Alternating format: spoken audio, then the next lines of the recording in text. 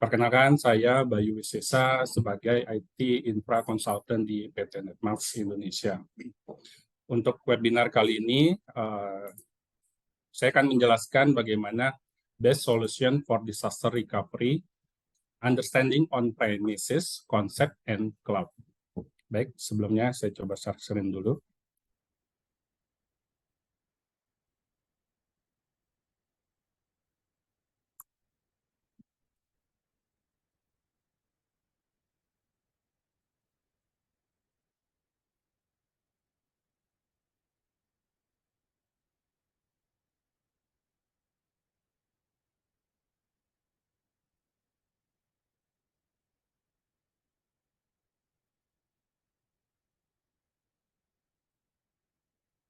Oke, baik, kita mulai.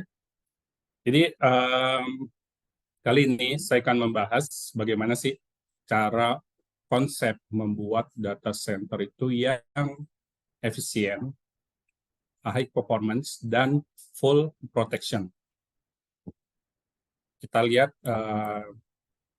dari tradisional IT saat ini, memang tidak dipungkirin, masih banyak perusahaan yang mengalokasikan konsep tradisional IT, di mana dalam satu buah server itu di atasnya hanya satu buah aplikasi.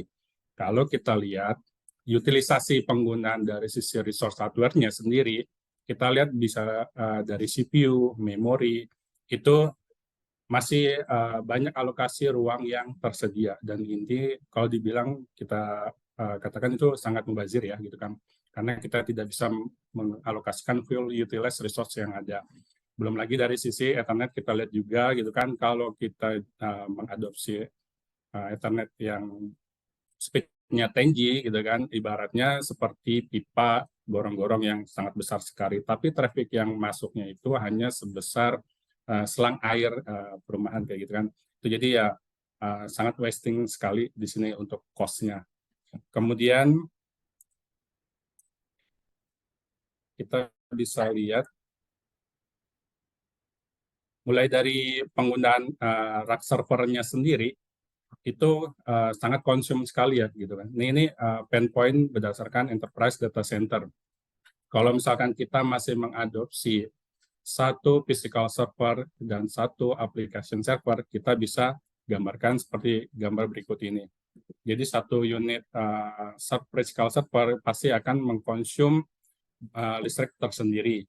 Kemudian juga ruang server juga akan lebih bertambah. Nah, dari sini otomatis dari sisi pendingin udara itu akan lebih ekstra lagi untuk mendinginkan beberapa physical hardware yang ada.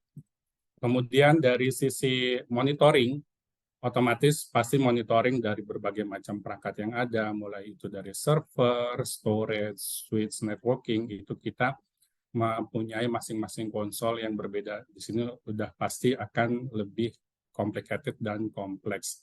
Selain itu, dari sisi costing, dari capex maupun opex-nya sendiri, udah pasti akan terasa lebih besar gitu kan.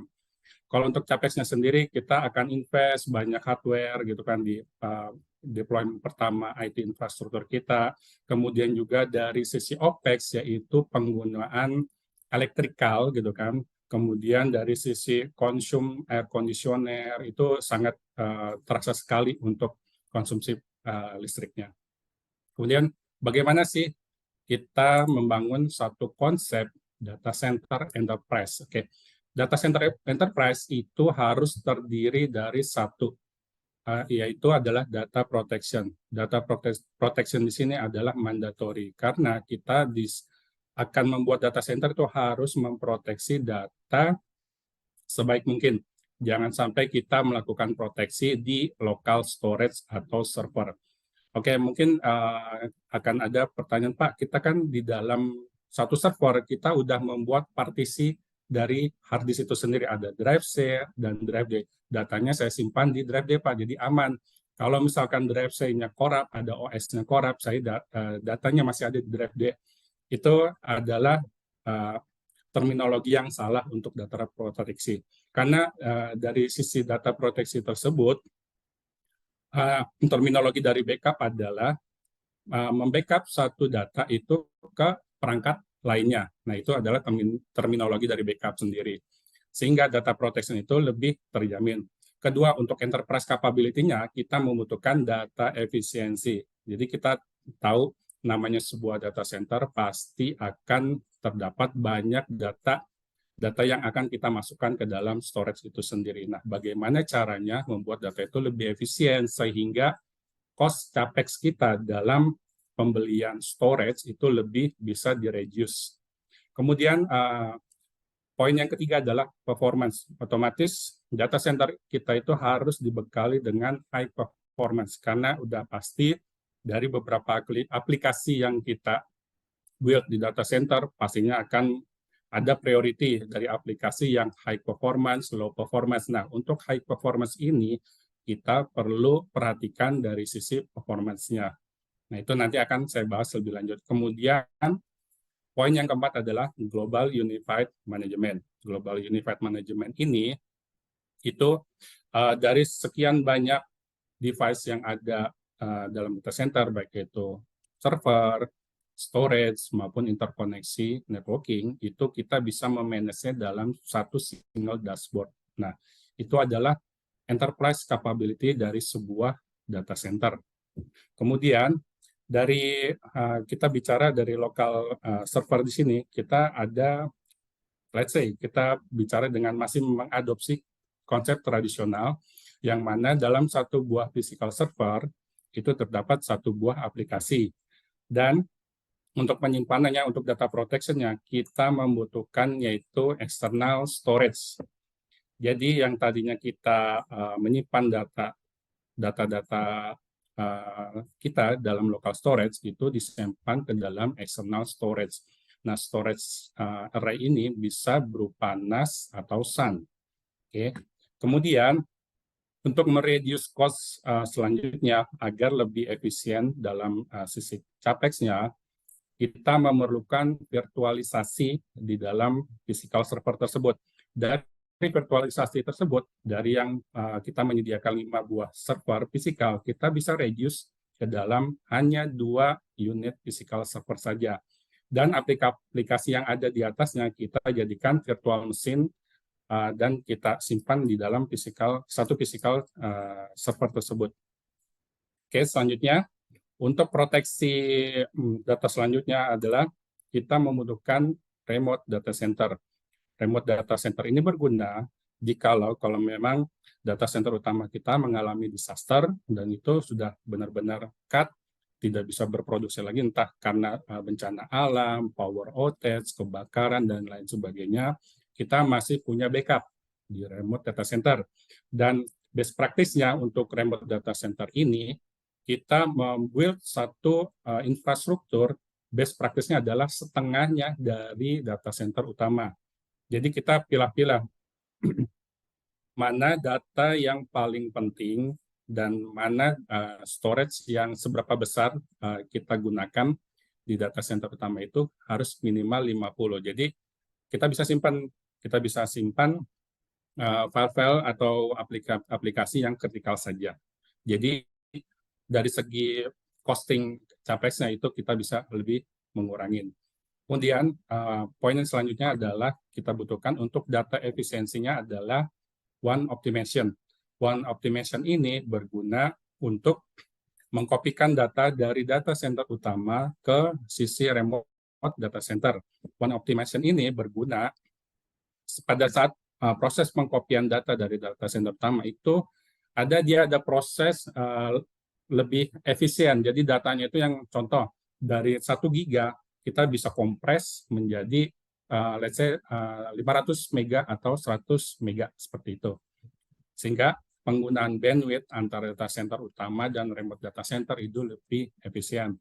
Kemudian selanjutnya untuk efisiensi kedua itu kita bisa melakukan dengan cara mengimplementasikan deduplication disk backup appliance. Nah, deduplication ini adalah sebuah appliance atau fitur yang akan mendeteksi jika data tersebut dalam data center itu identik atau sama, gitu kan. Nah, itu tidak akan disimpan ke dalam physical storage. Jadi sehingga data yang unik saja yang akan disimpan ke dalam remote data center. Kemudian untuk proteksi berikutnya, kita juga membutuhkan public cloud. Nah, saat ini era public cloud sudah tiba gitu kan. Mungkin di tahun 2015 itu hampir 10 tahun yang lalu banyak company atau pelaku usaha itu tidak begitu trust dengan public cloud. Bagaimana nanti dengan keamanan data saya? Apakah data saya akan bocor? Nah, di sini banyak company enterprise sudah mulai memikirkan konsep untuk backup ke cloud. Kenapa? Karena remote data center di sini dia kan berupa physical device atau physical hardware yang disimpan di dalam data center kedua. Gunanya kalau misalkan terjadi disaster, itu akan failover ke data center. Tapi remote data center pun juga tidak luput dari masalah gitu kan, bisa jadi terjadi bencana juga. Nah, cara yang aman ketiga adalah kita membutuhkan public cloud sebagai backup secondary dari remote data center. Kemudian untuk dari sisi performance kita membutuhkan SSD array gitu kan. Nah, SSD array ini sangat penting sekali gitu kan. Kita bisa implementasikan di masing-masing physical server. Jadi kalau physical server kita itu adanya hard disk SATA atau SAS, nah itu kita bisa tambahkan beberapa hard disk SSD. Hard disk SSD ini fungsinya adalah untuk mengejar performance dari server tersebut atau aplikasi yang ada di atasnya.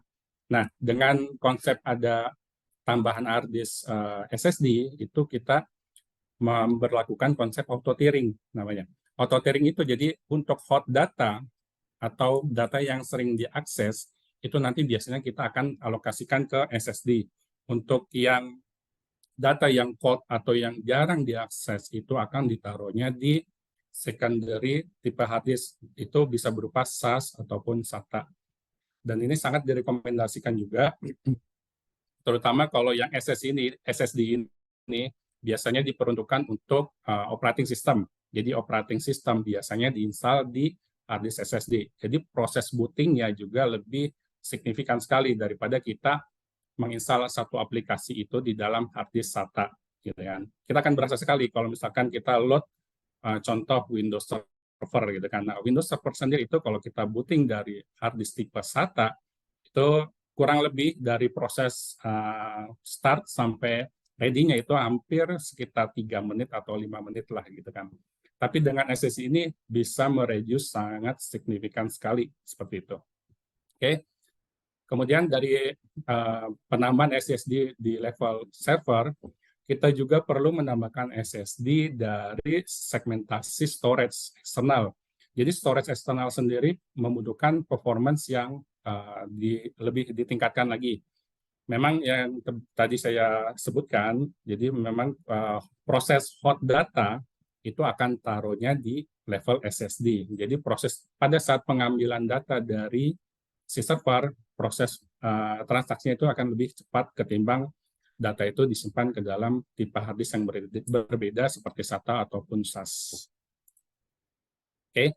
Dan juga terakhir adalah kita membutuhkan data protection aplikasi atau software backup.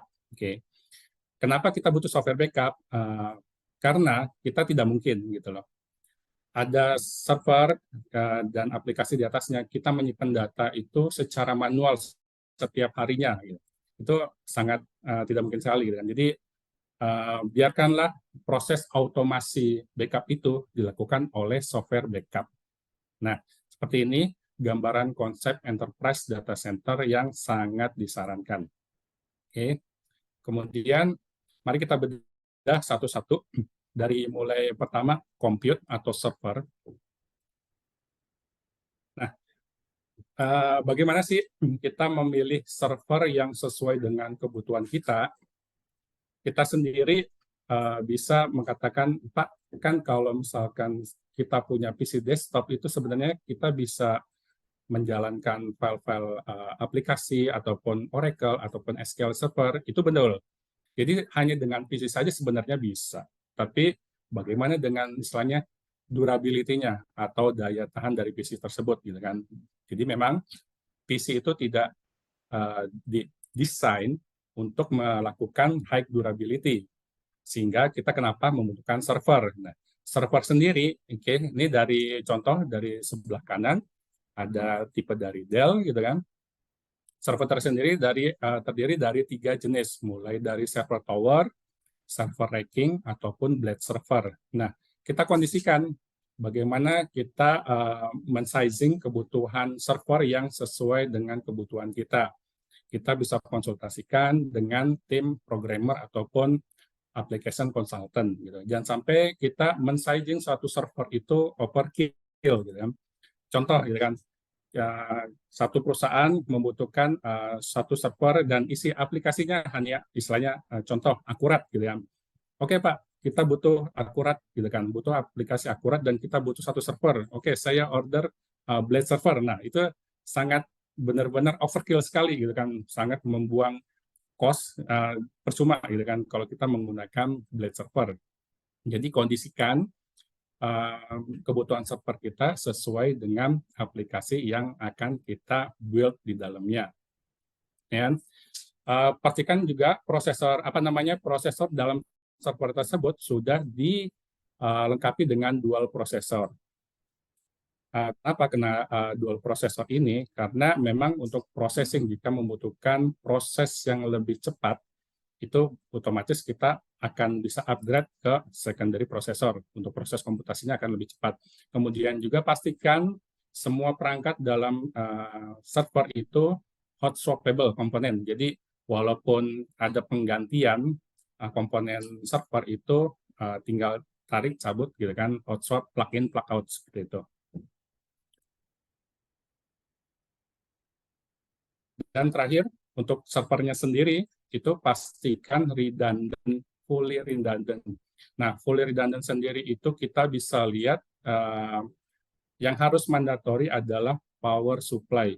Pengalaman saya dalam hampir 15 tahun di data center itu masih banyak juga beberapa pelaku IT itu yang membuat satu server, tapi dari sisi power supply-nya itu hanya single power supply. Nah, itu kalau saya bilang itu sangat riskan sekali gitu kan. Karena jantungnya dari server ini kalau saya bilang itu berada di power supply. Bayangkan secanggih apapun prosesornya, sebesar apapun RAM-nya dan sebagus apapun teknologi komputasinya, tapi kalau misalkan ada gangguan dari elektrikal, nah itu udah fatal sekali. Jadi tidak bisa bekerja sama sekali. Gitu. Pastikan sekali lagi untuk power supply itu harus high redundant. Kemudian untuk dari sisi interkoneksi juga di sini pastikan juga memiliki dual port. Contoh di sini ada 1G harus memiliki dual port. Supaya apa gitu kan? Jadi kalau misalkan terjadi masalah pada port yang satu, kita bisa backup ke port yang kedua. Ataupun juga dengan dual NIC ini, network interface card, kita bisa melakukan bonding. Jadi dari sisi koneksi kita bisa bonding satu satuan. Jadi dual NIC diterang jadi satu. Oke. Kemudian langkah selanjutnya adalah implementasikan virtualisasi pada server Anda. Nah, ini adalah satu keharusan untuk membuat sebuah data center atau server kita itu lebih efisien dan full utilize. Jadi implementasi virtualisasi ini sangat berguna sekali. Memang kalau ada pertanyaan, Pak, nanti kan kalau virtualisasi itu kita otomatis butuh license tambahan, gitu kan? Nah, betul. Jadi untuk virtualisasi ini memang kita butuh license tambahan untuk virtualisasi. Tapi kalau kita bandingkan, kita compare dengan kita membeli physical server itu harganya itu setengahnya dari kita invest dari physical server. Dan lagi dari sisi OPEX gitu kan, penggunaan konsum listrik, penggunaan room server dan lain sebagainya itu bisa di-reduce gitu kan, sehingga OPEX kita akan lebih berkurang dan lebih terasa. Oke. Untuk kali ini virtualisasi memang banyak macamnya gitu kan, dari brand VMware, Hyper-V, terusnya Acropolis dari Nutanix, dan kemudian ada juga dari Red Hat virtualisasi.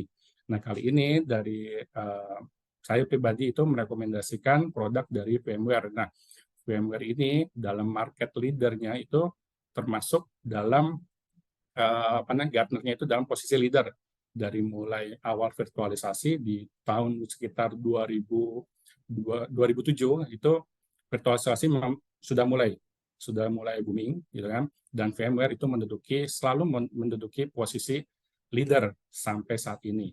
Oke.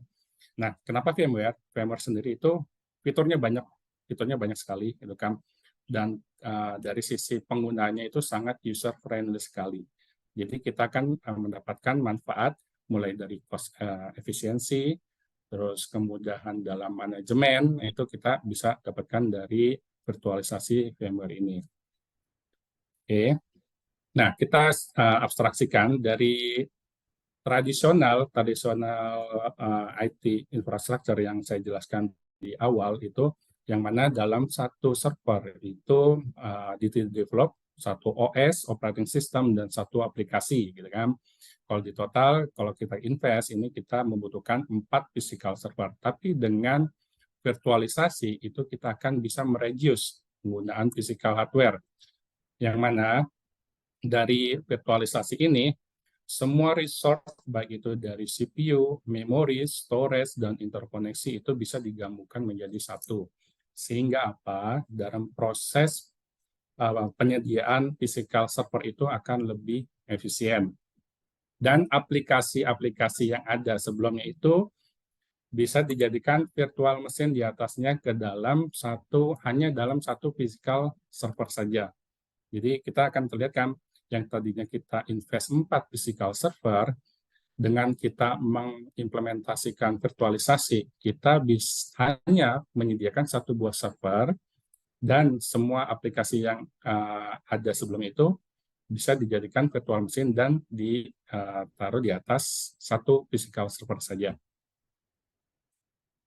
Nah, oke. Bagaimana sih sekarang cara membuat virtual machine? Kalau pertanyaannya, oke Pak, gimana Pak caranya? Kita kan dari physical nih, gitu kan? Bagaimana cara membuat virtual machine?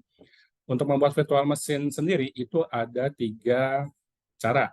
Yang cara pertama adalah kita setelah menginstal hypervisor, gitu kan, hypervisor dalam satu physical server, itu kita tinggal create aplikasi virtual machine sesuai yang dibutuhkan.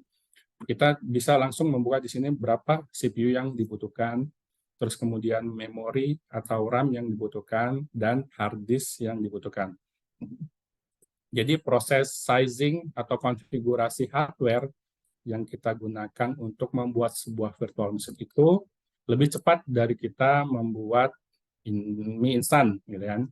Ini hanya sekitar 30 detik lah, gitu kan. Kita hanya tinggal klik aja, gitu kan.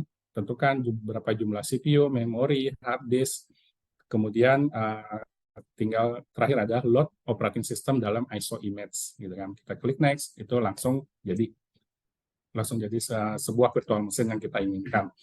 Terus kemudian langkah kedua bagaimana membuat virtual machine. Nah, ini kalau yang tadi yang kita masih mengadopsi tradisional IT, kita masih ada aplikasi yang masih running di dalam physical server. Oke, itu caranya adalah dengan menggunakan VMware Converter Standalone. Nah, ini tools dari VMware yang free bisa kita gunakan untuk mengkonvert physical server ke dalam virtual machine, atau kita bisa sebut dengan P2V, physical to virtual.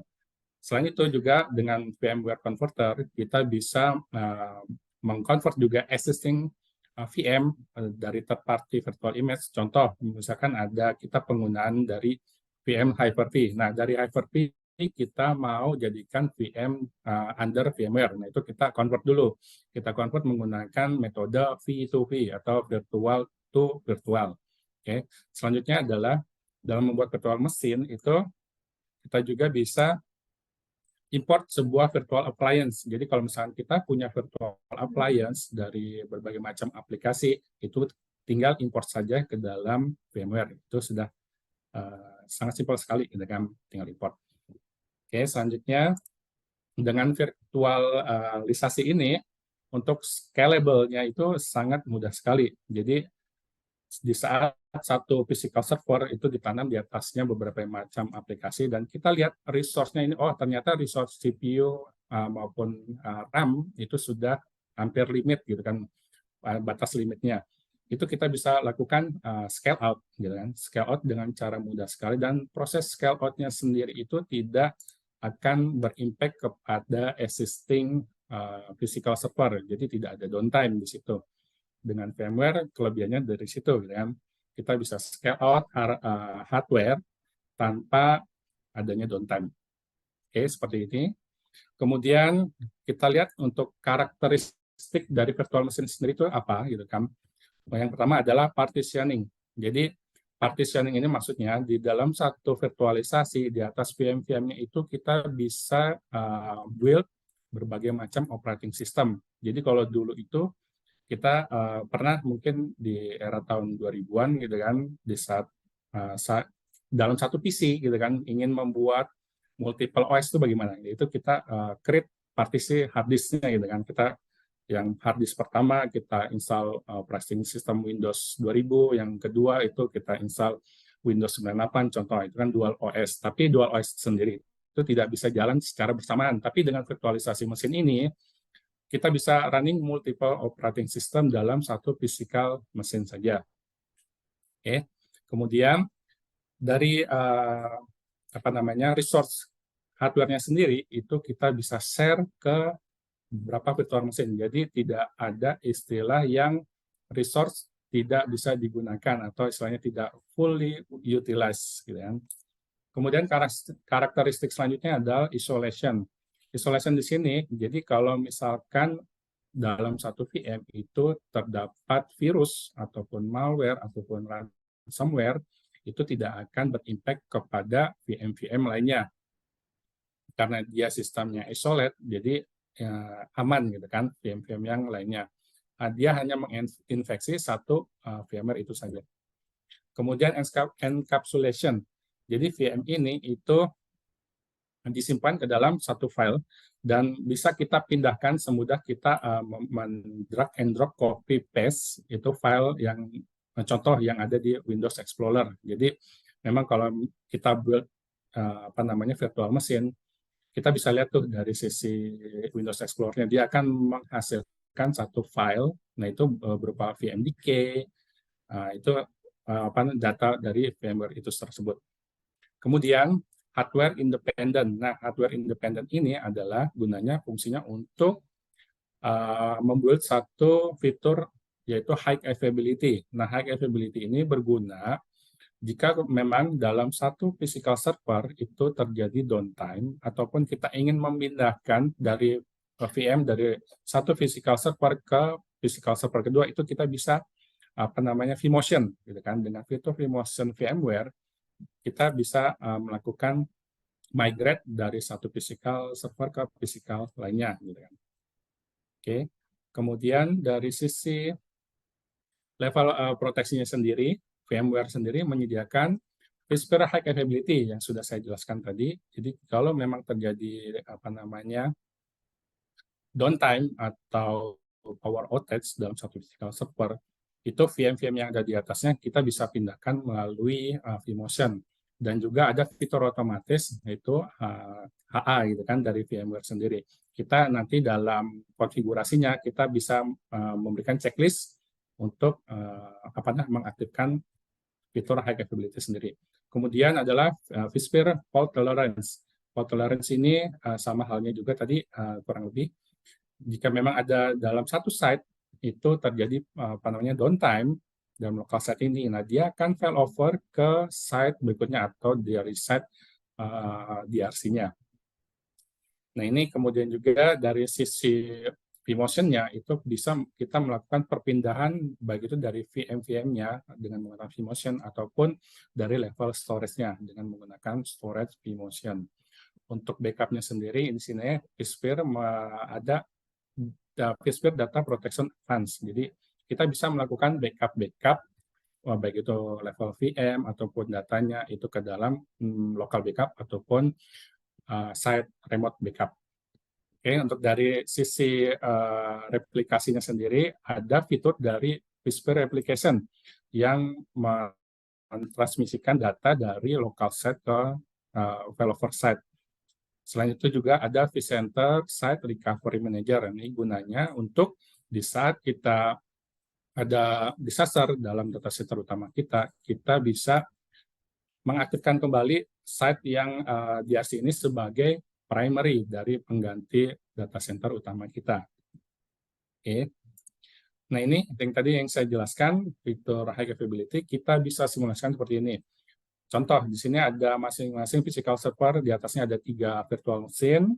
Di saat physical server pertama itu mati, kita bisa downtime gitu kan. Nah, di sini otomatis VM-VM yang akan di atasnya itu akan berpindah secara automatically. Nah, ini kita bisa setting dalam fitur high availability-nya VMware. Sehingga yang kita dapatkan apa? Dari VMware tersebut, kita tidak akan merasakan adanya downtime dari production aplikasi kita, gitu kan. Jadi berbeda dengan konsep tradisional. Kalau konsep tradisional itu di saat physical server mati, udah kita tidak punya backup lagi, gitu kan.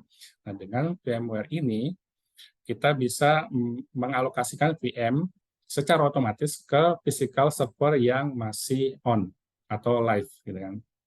Oke. Kemudian ini beberapa saja dari fitur VMware. Mungkin dari VMware sendiri ada banyak sekali. Oke, untuk selanjutnya adalah dari segi monitoring. Nah, monitoring sendiri bagaimana kalau misalkan kita memiliki lebih dari satu physical server. Oke, otomatis kan kalau misalkan kita tradisional, kita harus buka konsol 1, 2, 3 untuk melakukan monitoring, baik itu dari sisi hardware maupun aplikasi. Tapi dengan VMware ini, itu ada fitur dari vCenter Server. Nah, dari vCenter Server ini, dari beberapa server yang kita build, itu bisa di-manage ke dalam satu vCenter Server. Dan ini seperti ini dashboard-nya. Dalam vCenter Server ini, kita bisa build dalam satu cluster itu terdiri dari beberapa server fisikal yang di atasnya ada running virtual machine.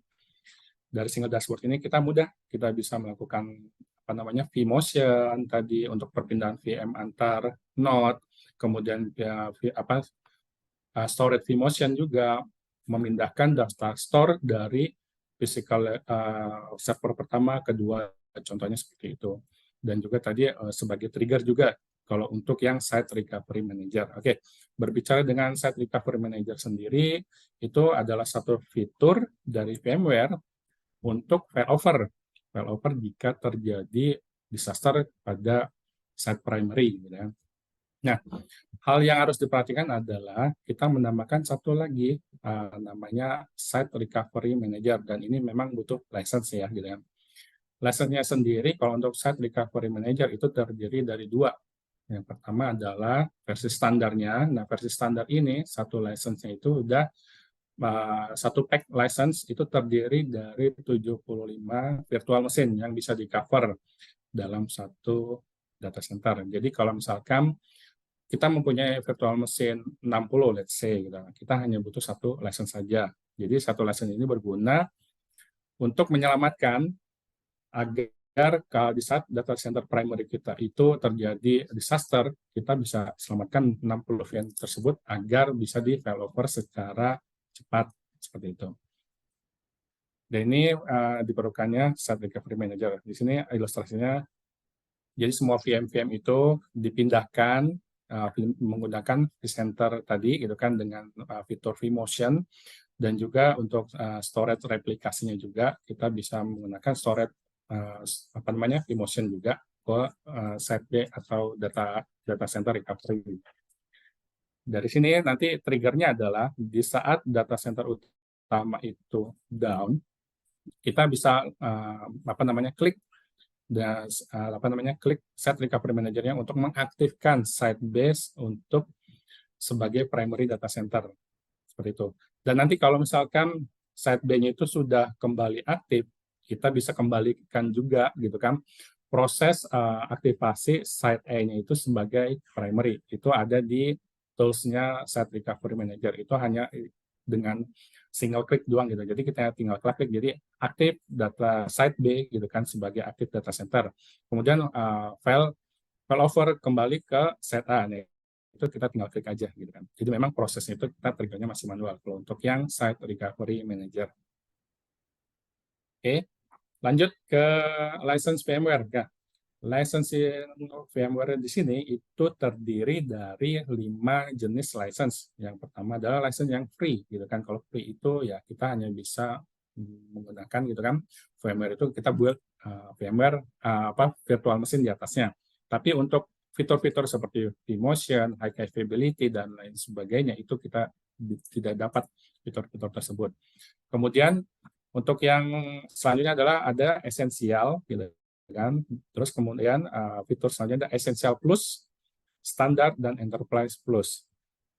Untuk yang segmen corporate itu saya menyarankan minimum gitu kan untuk licensing VMware-nya itu berada di level Standard Edition. Karena apa? Semua fitur-fitur yang tadi mulai dari vMotion, high capability, fault tolerance itu kita sudah dapat di level standard license seperti itu. Oke, baik. Jadi memang virtualisasi ini berguna sekali ya Bapak dan Ibu untuk supaya kita mereduce cost pembelian physical server. Jangan sampai setiap kali kita mau scale out gitu kan, scale out penambahan resource itu atau aplikasi kita mau tambah gitu kan, tambah aplikasi, kita ada aplikasi baru, oke, kita harus sediakan physical server baru, itu jangan. Jadi sangat istilahnya tidak cost efektif sekali, itu tidak gitu kan.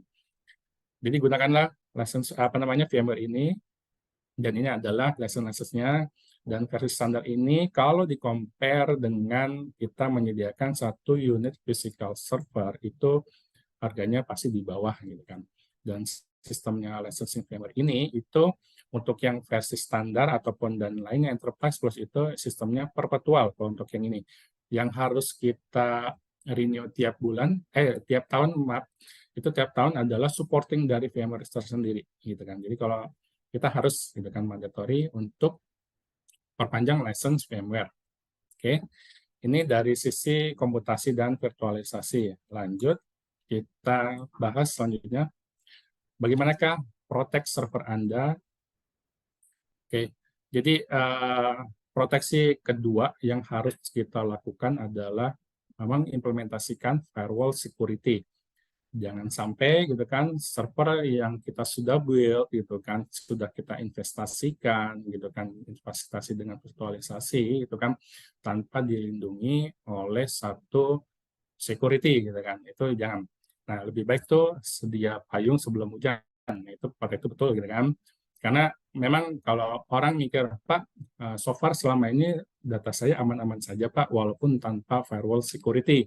Itu memang benar, itu memang karena terjadi kalau kita belum terkena impact-nya gitu kan. Tapi kalau kita sudah merasakan gitu, kita sistem kita sudah terserang entah itu ransomware, virus dan malware dan lain sebagainya, itu kita baru akan berasa, oh iya ya, ternyata dari sisi server kita dan data center kita itu membutuhkan security. Nah, seperti jangan sampai kita berpikir seperti itu gitu kan.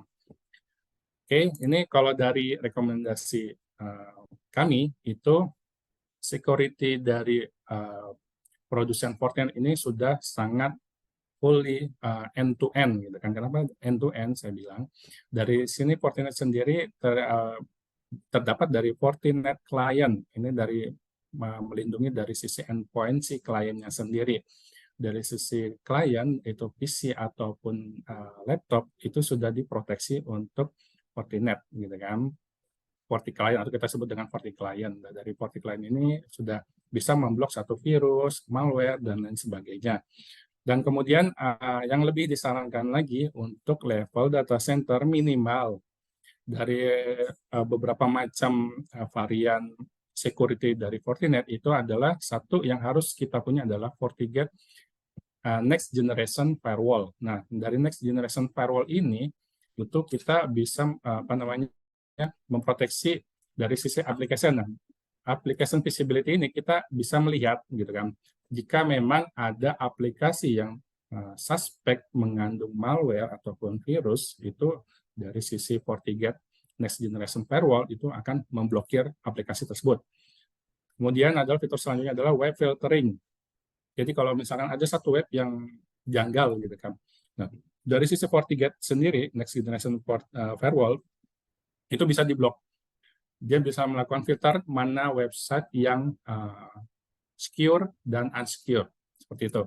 Kemudian untuk yang apa namanya, single sign on, nah di sini juga kita ada itu kan dari FortiGate Next Generation Firewall untuk SSL inspection dan mendeteksi dari serangan yang tidak kita ketahui. Jadi memang dari setiap apa namanya FortiGate Next Generation Firewall ini setiap harinya, setiap bulan dan setiap saat itu database mereka diperbaharui, sehingga walaupun ada virus yang versi terbaru, dan pasti FortiGate itu pasti akan mendetek itu sebagai satu ancaman dan memblokir, dan jangan sampai kita apa namanya ancaman-ancaman tersebut menginfeksi server farm kita yang ada di dalam data center.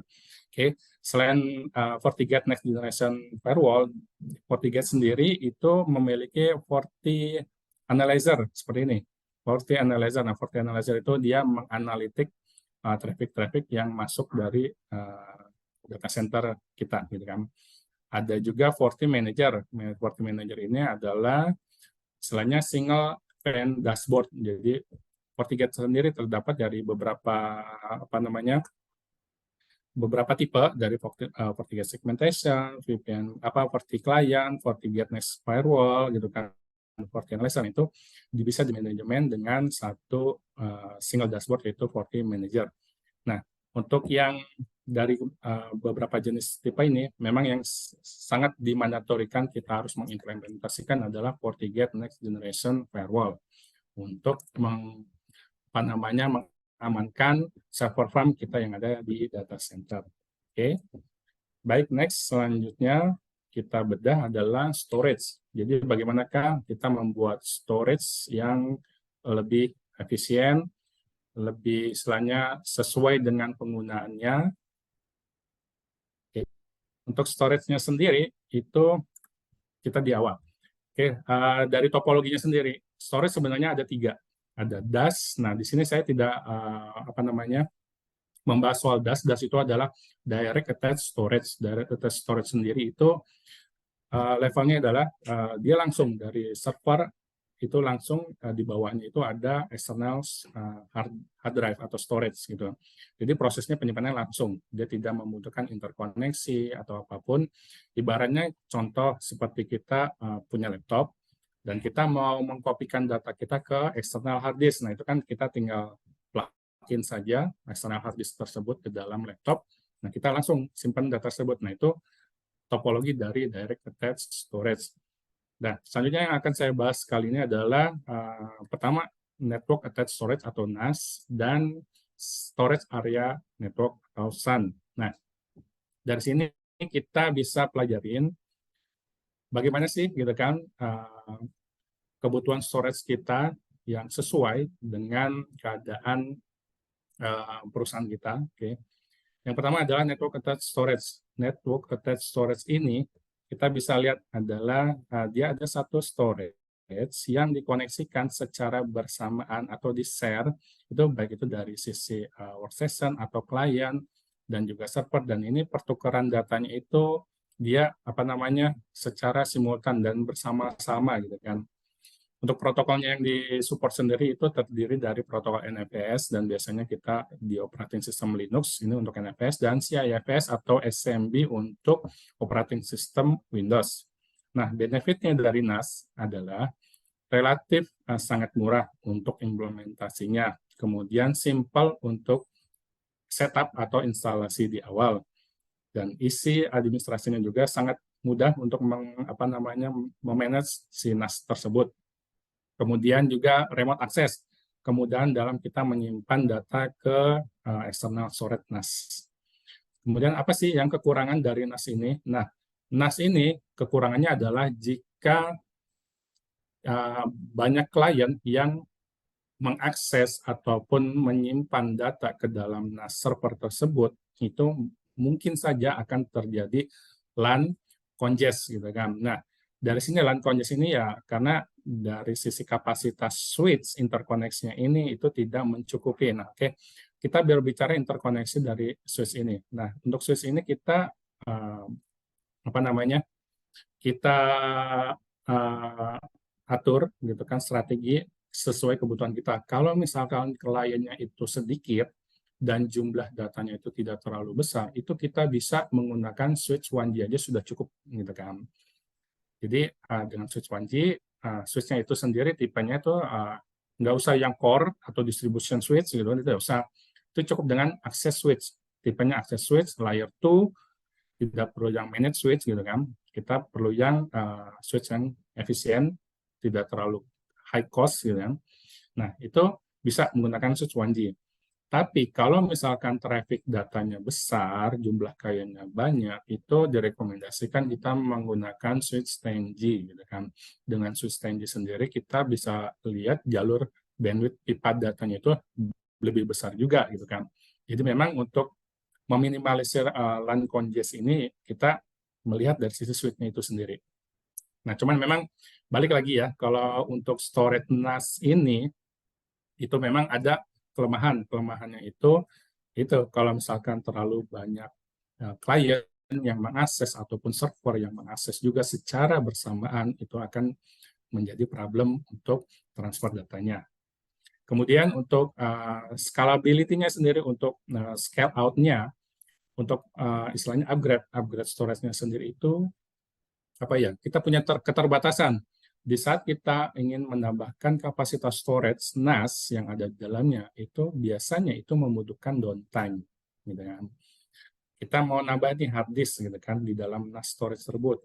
Nah, itu pasti akan ada downtime. Ataupun kita mau menambah secondary NAS. Nah, secondary NAS ini tersebut saat kita implementasikan ke dalam LAN itu harus istilahnya provisioning ulang gitu kan. Jadi tidak not highly scalable lah gitu kan, tidak begitu bagus untuk pertumbuhan resource hardware-nya. Kemudian kita bahas untuk storage area network SAN. Oke, SAN ini dibangun atau difungsikan sebagai skala enterprise. Skala enterprise ini kita lihat dari sisi protokol yang disupportnya sendiri sudah fiber channel, gitu kan. Support fiber channel maupun AES-KC, gitu kan. Benefitnya dari SAN ini apa sih, gitu kan? Benefitnya adalah kita bisa apa namanya, men-separate network reduce LAN traffic. Oke, maksudnya gini. Jadi kalau yang si NAS itu dipakainya itu secara bersamaan, tapi khusus SAN itu dipakai secara apa namanya, fokus hanya untuk dedicated server yang berhak mengakses storage SAN ini, gitu kan. Kemudian juga high scalable, untuk penambahan jumlah resource hardware-nya sendiri itu sangat mudah sekali, gitu kan, sangat mudah dan bisa apa namanya, tidak terbatas. Jadi kita mau tambah 100 tera, 200 tera, 300 tera itu tidak apa namanya, tidak masalah gitu kan. Dan kemudian adalah excellent redundant. Nah, storage SAN ini biasanya dibekali dengan dual controller gitu kan. Jadi storage itu terdapat kontrolernya dan juga apa? Terdapat kontrolernya juga. Kontrolernya tersebut adalah fungsinya untuk mengatur penyimpanan data dalam storage-nya itu. Berbeda dengan NAS. Kalau NAS tersebut biasanya produsen storage hanya apa namanya, membangun dalam satu controller saja. Kemudian keutamaan lainnya adalah fast backup. Jadi untuk yang SAN ini memang sangat cepat sekali untuk melakukan backup karena di apa namanya, untuk interkoneksinya sendiri itu dia ada fiber channel switch. Nah, ini kalau switch FSIC ini dia khusus gitu kan, diperuntukkan untuk topologi network SAN. Cuman kelemahan dari SAN ini apa gitu kan? Pertama, untuk implementasi SAN ini memang dari sisi pricing atau cost itu sangat tinggi sekali. Kemudian selanjutnya adalah dari sisi setup-nya sendiri itu sangat kompleks, membutuhkan teknikal yang deep, dan untuk manajemennya juga sama juga halnya gitu kan. Jadi memang kalau dari untuk SAN ini, kita mau istilahnya mounting data store dari storage SAN ini, kita harus allocate dulu satu loan, kemudian kita zoning dari sisi fiber channel, kemudian dari sisi servernya baru bisa di-present. Nah, kompleksnya adalah kalau misalkan kita salah zoning, maka loan atau logical unit storage tersebut yang sudah kita buat dalam storage SAN itu tidak akan muncul ke server. Ya, seperti itu kompleksnya ya, gitu ya. Bedanya SAN dan NAS. Jadi kita dari sini kita bisa lihat ya, Bapak dan Ibu, kita bisa decide mana yang sekiranya bisa kita implementasikan ke dalam perusahaan kita, gitu kan. Apakah kita akan mengimplementasikan NAS ataupun SAN. Ini kembali ke fungsinya masing-masing dan sesuai kebutuhannya masing-masing. Dilihat juga kita dari segi benefitnya dan kekurangannya untuk SAN dan NAS storage ini. Kemudian langkah selanjutnya yang harus kita lihat adalah itu tipe data storage. Tipe data storage itu terdiri dari file storage, gitu kan. File storage ini adalah biasanya protokol yang di support adalah NFS dan SMB. Kemudiannya adalah simple, easy, dan tidak mahal, gitu kan. Dan biasanya ini diimplementasikan ke dalam storage NAS. Kemudian tipe storage yang kedua adalah block storage. Block storage ini biasanya kita implementasikan ke dalam SAN storage. SAN storage itu jadi memang block storage ini khusus didedikasikan untuk aplikasi-aplikasi database, baik itu Oracle, MySQL, dan sebagainya. Kemudian dari protokol yang di support sendiri bisa support SKC dan fiber channel. Ini keutamanya dari block storage adalah faster, more flexible, gitu kan. Fasternya kenapa? Nah, dalam block storage itu data yang masuk ke dalam storage itu akan dipecah dan dia akan disimpan ke dalam masing-masing hard disk, gitu. Jadi dia dipecah dari yang kecil-kecil, gitu kan. Kecil-kecil masuk ke logical hard disk pertama, contoh, terus kedua dan ketiga. Jadi untuk proses query-nya nanti pada saat kita butuh data tersebut itu akan lebih cepat untuk proses query-nya. Seperti itu. Jadi kelebihan block storage lebih cepat dibandingkan file storage. Kemudian tipe data storage yang berikutnya adalah object storage. Nah, object storage ini itu datanya itu berupa seperti file musik, video, gambar, dan lain sebagainya. Biasanya itu dia menyimpan dalam satu bucket yang sudah dibuat oleh si storage-nya tersebut. Seperti itu. Oke. Jadi diingat-ingat ya. Kondisikan kebutuhan kita dalam membuat satu storage eksternal itu dilihat dari tipenya sendiri, apakah file storage, block storage, atau objek. Kalau file storage itu lebih baik kita pakainya NAS storage, gitu kan. Kalau block storage itu kita pakai SAN storage. Oke. Kemudian selanjutnya adalah dari sisi rekomendasi storage reference adalah dari Dell. Dari Dell sendiri ada PowerVault, terusnya Unity, PowerStore, dan lain sebagainya. Kita bisa lihat di sini, gitu kan, varian-variannya. Di sini juga kita lihat ini bisa block storage, oke, yang tadi saya jelaskan, block storage, jadi cocoknya pakai PowerVault. Untuk block and file itu PowerStore dan lain sebagainya, seperti itu, gitu kan. Iya, Pak Bayu, maaf Pak, mau izin bertanya Pak. Ya, bagaimana supaya storage kita itu lebih efisien dalam penggunanya atau dalam menyimpan data, itu mohon tipsnya Pak. Terima kasih. Baik. Tipsnya adalah jangan simpan datanya di storage. Jadi memang kalau kita menyimpan datanya dalam storage itu pasti lebih efisien, enggak? Itu just jokes, oke? Jadi kalau untuk efisiensinya sendiri itu kita membutuhkan fitur adalah dedup dan kompres. Fitur dedup dan kompres yang saya show di slide pertama tadi, kita bisa lihat, gitu kan. Dedup dan kompres ini bisa berupa appliance ataupun virtual appliance. Nah, kita lihat dalam simulasi seperti ini ya, ada OSI 7 layer. Dari sisi aplikasinya, ini ada penulisan data dari SQL Server aplikasi. Nah, data yang sebelum dituliskan ke dalam physical hard disk itu diregister ke dalam presentation layer, dan hanya data yang unik akan dituliskan ke dalam physical hard disk. Nah, seperti ini. Nah, sebelum dituliskan dalam physical hard disk, itu data tersebut dikompreskan menjadi kecil, jadi sehingga datanya lebih efisien. Oke, ini ada simulasi kedua dari Essence gitu kan, sebelum dimasukkan ke physical hard disk gitu kan, data itu tersebut diregister dan hanya unik data yang disimpan ke dalam physical hard disk. Oke, ini terus lanjut. Nah, terus ada case. Nah, dalam SQL Server ini teridentifikasi datanya itu duplikasi, identikal sama. Oke. Nah, kita lihat dari presentation layer akan melihat ke physical layer. Oh, ternyata dari SQL Server ini datanya identikal sama gitu kan yang sudah dituliskan dalam physical hard disk. Maka data tersebut tidak akan dituliskan ke dalam physical hard disk. Dan begitu selanjutnya seperti ini. Jadi simulasinya kita bisa lihat berapapun data yang dituliskan oleh aplikasi itu bisa difilter oleh fiturnya si dedupe dan compress gitu kan. Sehingga apa? Dari sisi penyimpanan storage-nya sendiri itu akan lebih efisien. Nah, ini coba kita lihat gitu kan. Hanya satu data yang ditulis dalam physical hard disk karena data-data yang ditulis dari berbagai macam aplikasi di atasnya itu teridentifikasi duplikat atau sama. Ya kan? Nah, ini saya ada satu contoh case yang pengalaman saya pribadi gitu. Itu dari PT Bukaka. Nah, ini menggunakan dedupe compress appliance. Nah, kita lihat di sini ada proses data yang sebenarnya itu data yang mereka punya adalah 13 tera. Tapi setelah didedupe dan dikompres itu hanya sekitar 1,3 tera. Jadi bayangkan, ini efisiensinya 10 banding 1 dari 13 tera yang dikonsum.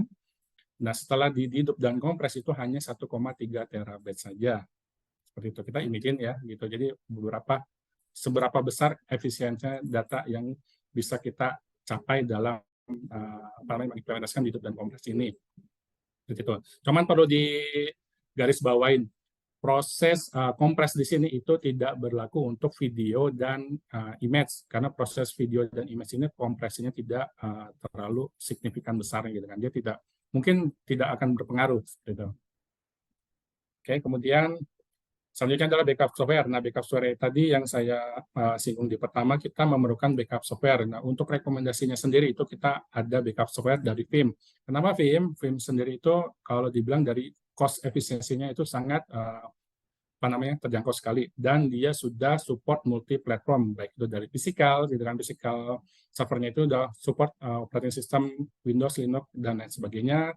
Kemudian aplikasinya sendiri database Microsoft, SAP HANA dan Kubernetes juga untuk dari virtualnya sudah support berbagai macam virtual, VMware, Microsoft AVP, Nutanix, Red Hat dan lain sebagainya. Untuk cloud-nya sendiri sudah lebih bisa fleksibel kemana-mana gitu kan dari mulai AWS, AWS, Azure, Google Cloud dan Kubernetes seperti itu.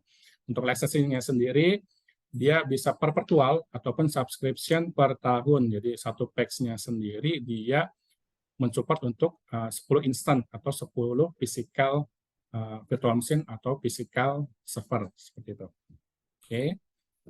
Dan lanjut untuk metode backup-nya sendiri. Best practice-nya adalah 2-on-2. Nah, saya jelaskan 2-on-2 itu seperti apa. 2-on-2 adalah kita harus dalam satu data center itu copy data dalam kedua different storage media, yaitu bisa backup disk to disk ataupun disk to tape library, gitu kan. Gunanya apa? Di saat data kita yang berada di primary storage kita itu misalkan hilang, gitu kan, atau rusak, gitu, korup. Nah, itu kita bisa temukan ke secondary backup-nya, yaitu backup to disk to disk, ataupun kita bisa temukan ke dalam tab library. Kemudian 2-on-2 ini apa selanjutnya? Nah, 2-on-2 yang berikutnya adalah kita lakukan backup, kopikan data yang ada di data center utama itu ke dalam different offsite. Nah, offsite ini sendiri adalah yang tadi saya singgung, gitu kan, kita harus membangun satu DR, backup ke disaster recovery dan backup to cloud. Nah, kenapa backup to cloud itu sangat penting saat ini? Nah, kita lihat dari pengalaman yang sudah itu pada sekitar tahun 2021 di bulan Desember, itu data center gedung cyber satu mengalami kebakaran. Nah, kalau misalkan udah terjadi gini, sekelas data center gedung cyber pun mengalami bencana. Jadi kita tidak luput gitu kan, tidak luput yang namanya ya ini walaupun XL mereka itu 99,9%, tapi yang 0,1-nya itu kan kita tidak bisa prediksi.